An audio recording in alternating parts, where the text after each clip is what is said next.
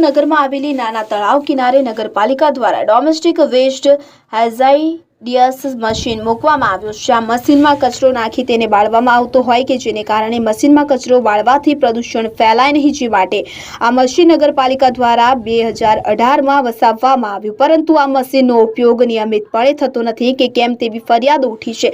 જ્યારે મશીનની ચારે તરફ ગંદો કચરો ફેલાયેલો જોવા મળી રહ્યો છે। જાહેર જગ્યાઓ પર ખુલ્લામાં કચરાના ઢગલા મશીનની આજુબાજુ જોવા મળી રહ્યા છે। આસપાસ જાહેર માર્ગ જતો હોય પસાર થતી વ્યક્તિઓને પણ દુર્ગંધનો સામનો કરવો પડે છે। છોટાઉદેપુર નગરમાં 5 વર્ષ પહેલા પ્રજાની સુવિધા તથા પ્રદૂષણ અટકાવવા માટે અને કચરાનો યોગ્ય નિકાલ થાય તે માટે આ ડોમેસ્ટિક વેસ્ટ હેઝાર્ડિયસ મશીન ખરીદવામાં આવ્યું હતું। આ કચરો બાળવાનું મશીનની અંદર કચરો નાખી તેને બાળવામાં આવે છે અને બહાર નીકળતી હવા પ્રદૂષણ ફેલાવતી નથી, જે પર્યાવરણને અને માનવ જીવનને ઘણી મોટી સ્વાસ્થ્ય સંબંધી તકલીફોમાંથી બચાવી શકે છે। પરંતુ હાલની પરિસ્થિતિને જોતા આ મશીન નિયમિતપણે ઉપયોગ થતો નથી, જ્યારે હાલ બંધ અને બગડેલી હાલતમાં હોય તેમ જણાવાઈ રહ્યું છે। છોટાઉદેપુર નગરમાં સૂકો અને ગંદો કચરોના ઢગલા ઘણી જગ્યાએ જોવા મળી રહ્યા છે, જેને સાફ કરાવવા પણ ઘણા જરૂરી છે। હાલમાં શિયાળાનો માહોલ ચાલતો હોય, ભારે ઠંડીના અને પવનના કારણે પ્રદૂષણ વધતું અને ફેલાતું હોય છે, જ્યારે રોડ ઉપર તથા રોડની આસપાસ પડેલો કચરો વધુ દુર્ગંધ મારતો હોય। કચરાના ઢગલાની આસપાસ રહેણાંક વિસ્તાર આવેલો હોય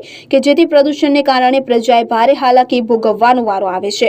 સાથે સાથે મચ્છર તથા અન્ય જીવજંતુઓનો પણ ડર રહેતો હોય છે, જેને કારણે ડેન્ગ્યુ તથા મેલેરિયા જેવી બીમારીથી પણ શક્યતાઓ રહેલી છે કે જેથી સદર બિનઉપયોગી મશીનને શરૂ કરવામાં આવે અને કચરાનો નિકાલ કરવામાં આવે તેવી પ્રજાની માંગ ઉઠી છે। આ અંગે તંત્ર તાત્કાલિક પગલાં ભરે તે ખૂબ જ જરૂરી।